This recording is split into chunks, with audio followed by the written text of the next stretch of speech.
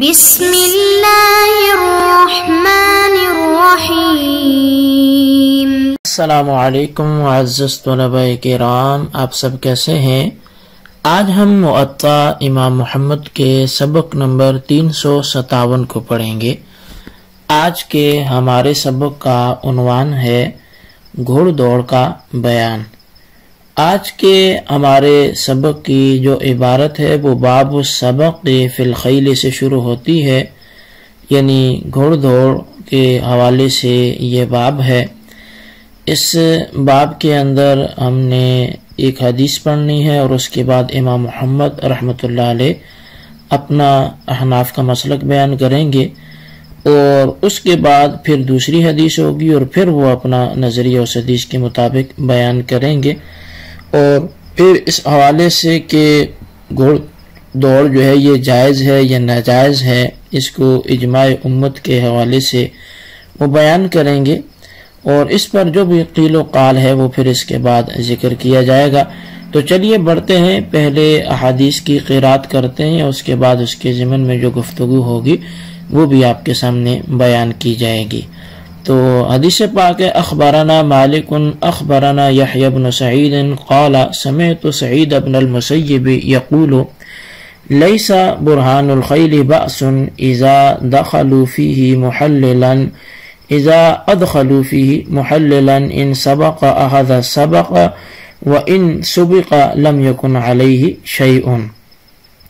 امام محمد رحمۃ اللہ علیہ آپ بیان فرماتے ہیں کہ ہمیں امام مالک نے یحییٰ بن سعید سے خبر دی ہے، اور وہ فرماتے ہیں کہ میں نے حضرت سعید بن مسیب رضی اللہ تعالی عنہ کو یہ کہتے ہوئے سنا کہ گھوڑ دوڑ میں کوئی حرج نہیں ہے جبکہ اس میں محلل داخل ہو جائے، یعنی تیسرا شخص کے ان دو مقابلہ کرنے والوں میں شامل ہو جائے، ایسا محلل کہ اگر وہ آگے نکل جائے تو وہ لے گا، اور اگر وہ پیچھے رہ جائے تو اس پر کچھ بھی واجب نہیں ہوگا۔ قال محمد وبهذا نأخذ انما يكره من هذا ان يضع كل واحد منهما سبقا فإن سبق أحدهما أخذ السبقين جميعا فيكون هذا كالمبايعة، فأما إذا كان السبق من أحدهما أو كانوا ثلاثة والسبق من اثنين منهم والثالث ليس منه سبق إن سبق أخذ وإن لم يسبق لم يغرمه فهذا لا بأس به أيضا وهو المحلل الذي قال سعید بن المسیب۔ امام محمد رحمۃ اللہ علیہ حدیث پاک کو ذکر کرنے کے بعد مسلک احناف کو واضح کرتے ہوئے لکھتے ہیں کہ ہمارا احناف کا مسلک بھی یہی ہے کہ گھوڑ دوڑ ممنوع ہے جس میں دونوں میں سے ہر ایک کوئی رقم مقرر کر دے، پھر اگر ان میں سے کوئی ایک جیت جاتا ہے تو وہ دونوں طرف کی مقررہ رقم لے لیتا ہے، تو یہ گھوڑ دوڑ جوئے کی طرح ہو جائے گی۔ لیکن ان میں سے اگر ایک کے لیے رقم ہے یا وہ تین ہو گئے اور باہم مقابلہ دو میں ہے اور ان دونوں نے رقم بھی مقرر کر لی ہے لیکن تیسری کی طرف سے کوئی رقم مقرر نہیں ہے، اگر وہ شرط کے بغیر جیت جائے تو مقررہ رقم لے جائے گا، اور اگر جیت نہ سکے تو اس پر کوئی چٹی یا تاوان نہیں ہوگا، تو اس گھوڑ دوڑ میں بھی کوئی گناہ نہیں ہے۔ یہی تیسرا شخص جو ہے حضرت سعید بن مسیب رضی اللہ تعالیٰ عنہ کے قول میں محلل سے مراد بھی ہے۔ تو بہرحال یہ ایک حدیث اور اس کے ضمن میں امام محمد رحمۃ اللہ علیہ نے جو احناف کا مسلک بیان کیا وہ آپ کے سامنے رکھا گیا۔ دوسری حدیث کی طرف بڑھتے ہیں، اخبرنا مالک اخبرنا ابن شہاب انہ سمع سعید بن المسیب یقول ان القصواء ناقة النبی صلی اللہ علیہ وسلم كانت تسبق كلما وقعت في سباق فوقعت يوما في إبل فسبقت فكانت على المسلمين كآبة أن سبقت، فقال رسول الله صلى الله عليه وسلم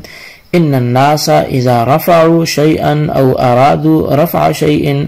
ودعه الله۔ امام محمد رحمۃ اللہ علیہ آپ بیان فرماتے ہیں کہ ہمیں ابن شہاب سے امام مالک نے خبر دی ہے، اور وہ فرماتے ہیں کہ انہوں نے حضرت ابن شہاب نے حضرت سعید بن مسیب رضی اللہ تعالیٰ عنہ کو کہتے ہوئے سنا کہ نبی علیہ الصلوۃ والسلام کا جو ناقہ تھا یعنی اونٹنی تھی قصوہ نامی، وہ دوڑ میں آگے نکل جاتی تھی۔ ایک دن مقابلے میں وہ ایک اونٹ سے شکست کھا گئی، تو اس سے مسلمانوں کو بہت صدمہ ہوا۔ تو بس نبی اکرم صلی اللہ علیہ وسلم نے فرمایا کہ بے شک لوگ جب کسی چیز کو بہت اونچا لے جاتے ہیں یا اونچا لے جانے کا ارادہ کرتے ہیں تو اللہ تعالیٰ اسے پست کر دیتا ہے۔ قال محمد وبہذا نأخذ لا بأس بالسبق فی النسل والحافر والخف۔ امام محمد رحمۃ اللہ علیہ اس دوسری حدیث کے ضمن میں جو مسلک احناف کو بیان کرتے ہیں، فرماتے ہیں کہ ہمارا احناف کا اسی پر عمل ہے کہ تیر اندازی میں سم والے جانوروں کی اور موزے والے جانوروں کے مقابلے بازی میں کوئی حرج نہیں ہے۔ اصل میں گھوڑ دوڑ کے بارے میں امام محمد رحمۃ اللہ علیہ نے اس باب میں 2 عدد آثار ذکر فرمائے ہیں۔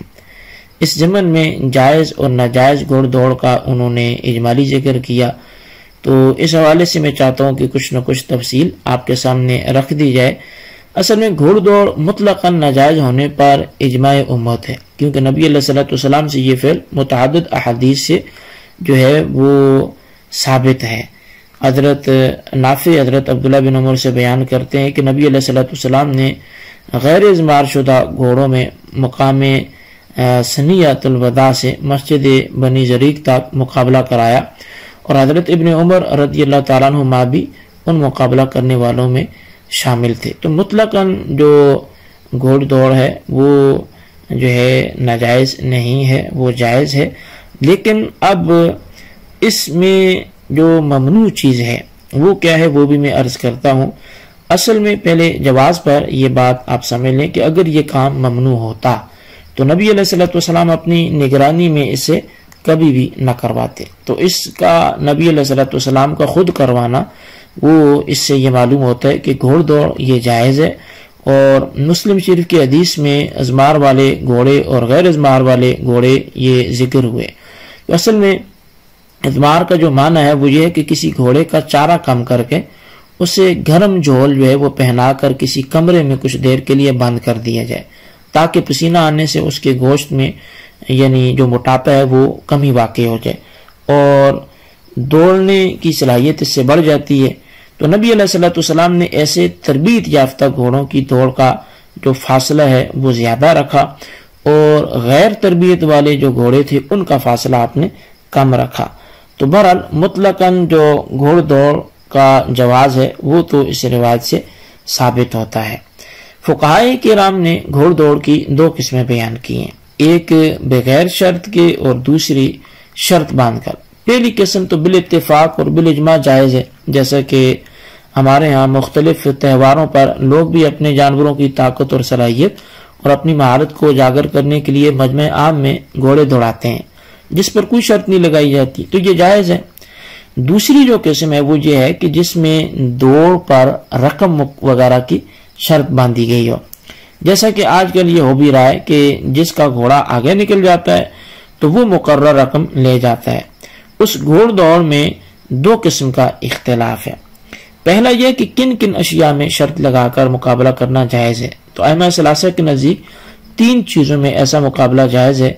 گھوڑے، اونٹ اور تیر اندازی، جبکہ امام اعظم امام ابو حنیفہ رضی اللہ تعالیٰ عنہ کے نزدیک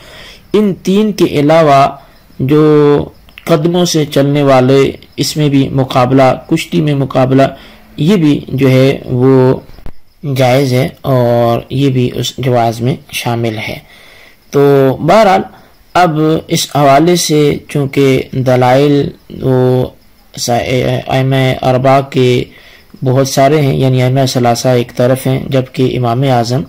وہ کچھ اضافی چیز بھی اس میں جائز قرار دیتے ہیں،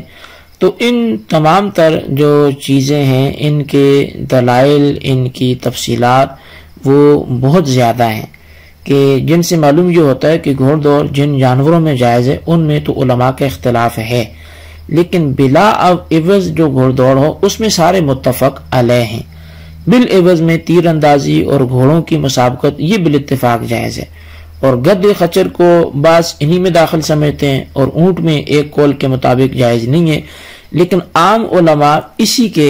جو ہے وہ جواز کے قائل ہیں، اور بعد نے ہاتھی کو اس میں شامل کر کے اس کے جواز کا بھی قول کیا ہے۔ اور احناف نے انسانی قدم یعنی کشتی اور انسانوں کی دوڑ وغیرہ کو بھی اس میں شامل کیا ہے۔ تو اس حوالے سے جو ہے وہ ایک کہ میں آپ کے سامنے کچھ خلاصہ رکھنا چاہوں گا کہ مسابقت بالعوض احناف کے نزدیک 4 اشیاء میں جائز ہے: تیر اندازی، گھوڑ دوڑ، اونٹ دوڑ اور انسانی قدموں میں، کیونکہ پہلی 3 اشیاء جنگی ساز و سامان میں سے ہیں جن کے سیکھنے سکھانے کا اللہ تعالیٰ نے اس قول میں حکم دیا ہے کہ اور تیار رکھو اپنے دشمنوں کے لیے جو تمہارے بس میں ہو۔ اور پھر اس کے علاوہ جو ہے وہ نبی علیہ السلام نے فرمایا کہ لہو اشیاء میں سے صرف 3 اشیاء جائز ہیں: ایک یہ کہ آدمی اپنے گھوڑے کو سدھائے، اور دوسرا اپنی بیوی کے ساتھ ہنسی مذاق، اور تیسرا یہ کہ اپنے نیزے یا تیر سے ان کی مہارت کے لیے محنت کرے۔ تو یہ 3 لہو بات ہونے کے باوجود بھی حاکے ہیں، اور انسانی قدموں میں جو مسابقت ہے یعنی کشتی، دوڑ، کبڈی وغیرہ، اس پر دلیل جو ہے وہ بھی احادیث میں موجود ہے کہ نبی علیہ السلام نے سیدہ عائشہ صدیقہ رضی اللہ تعالیٰ عنہ کے ساتھ دوڑ لگائی، اور رکانہ کے ساتھ آپ نے کشتی کی، اور انسانی قدموں میں مسابقت اس لیے بھی جائز ہے کیونکہ دوران جنگ اور دشمن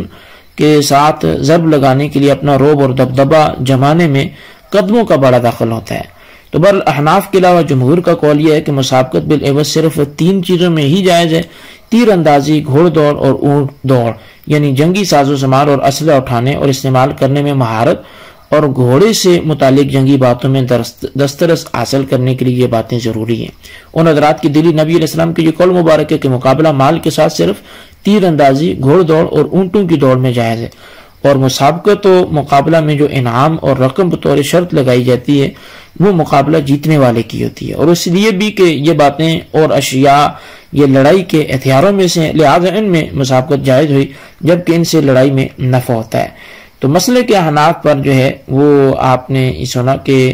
اس میں انسانی قدموں کو مقابلے میں جائز قرار دیا گیا کیونکہ جہاد میں اس کا بڑا دخل ہے،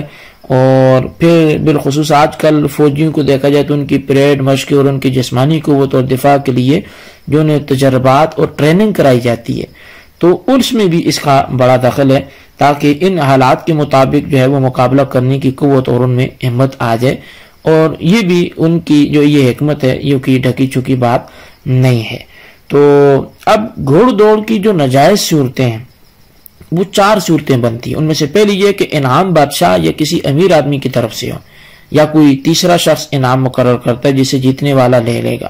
یہ صورت بالاتفاق جائز ہے۔ دوسری یہ کہ انعام دونوں میں سے کسی ایک کی جانب سے ہو، تو مطلب یہ کہ کچھ صورتیں جائز اور کچھ ناجائز۔ تو جائز یہ والی ہے کہ انعام بادشاہ نے مقرر کیا ہے، جو 2 گھوڑ کروار رہے ہیں ان میں سے کسی کا کوئی نفع نقصان نہیں ہے، جیتنے والا وہ بادشاہ کی جانب سے مقرر کردہ انعام لے گا، تو یہ جائز صورت ہے۔ دوسری یہ ہے کہ انعام دونوں میں سے کسی ایک کی جانب سے ہو، اور اس جیتنے والا جو ہے وہ انعام لے گا، یہ بھی جائز ہے، یعنی کہ جو جیتے گا تو وہ انعام لے گا، یہ ایک ہی کی طرف سے مقرر تھا۔